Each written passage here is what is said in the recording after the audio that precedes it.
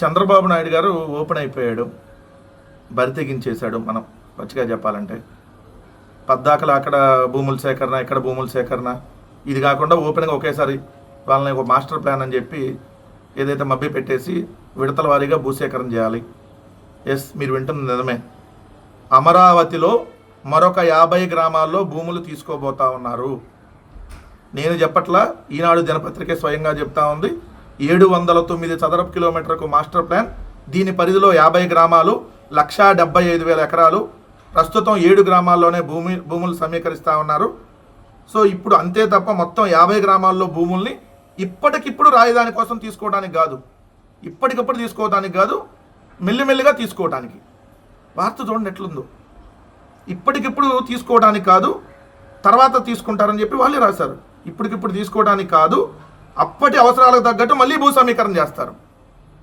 ఇప్పటికిప్పుడు మొత్తం తీసుకోవడానికి కాదంట, మెల్లమెల్లగా అప్పటికప్పుడు తీసుకోవడం కాదంట, మెల్లిమెల్లిగా అప్పుడు కొంత తీసుకుంటారంట.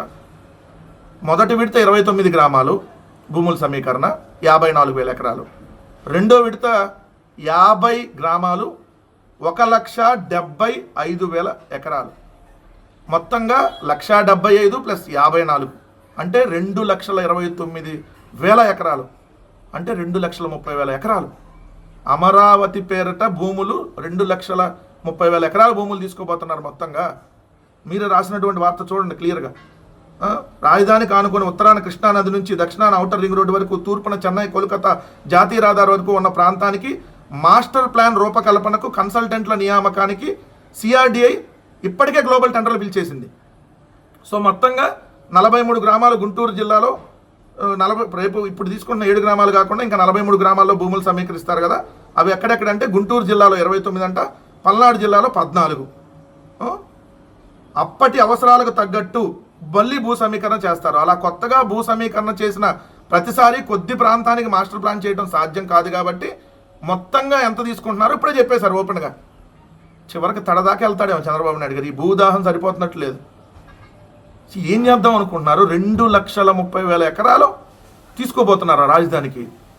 2,30,000 ఎకరాల భూ సమీకరణలో భూములు ఇచ్చిన రైతులకు స్థలాలు కేటాయించగా సిఆర్డీఏకి వచ్చే భూములను విక్రయించడం, దీర్ఘకాలిక లీజు, జాయింట్ డెవలప్మెంట్ వాటి నమూనాల ద్వారా ఆర్థిక వనరుల సమీకరణకు ప్రణాళికను సిద్ధం చేస్తారు. మాస్టర్ ప్లాన్ రూపొందించబోతున్న మిగిలిన 43 గ్రామాలు ఏంటనేది కూడా ముందే ఇచ్చేశారు. అంటే మొత్తంగా అమరావతి పేరుతో 79 గ్రామాలు, 2,30,000 ఎకరాల భూముల్ని తీసుకోబోతా ఉన్నారు. ఇదండి అసలు సంగతి. మరి ఏం చేద్దాం అనుకుంటున్నాడో ఏంటో. ఉన్న విజయవాడ, ఉన్న గుంటూరును వదిలేసి మళ్ళీ కొత్తగా ఇది ఇంకొక 50 గ్రామాలంట. ఇప్పుడు తీసుకుంటున్నాం 7 గ్రామాలు, ఇప్పుడు రెండో విడత తీసుకున్నాం. ఇప్పుడు 29 గ్రామాలు తీసుకున్నారు ఆల్రెడీ. 7 గ్రామాలు ఇప్పుడు జరుగుతుంది. ఇది కాకుండా ఇంకా 43 గ్రామాలు, మొత్తం 79 గ్రామాలు, 2,30,000 ఎకరాలంట భూములు. ల్యాండ్ పూలింగ్ 2,30,000 ఎకరాలు మొత్తం.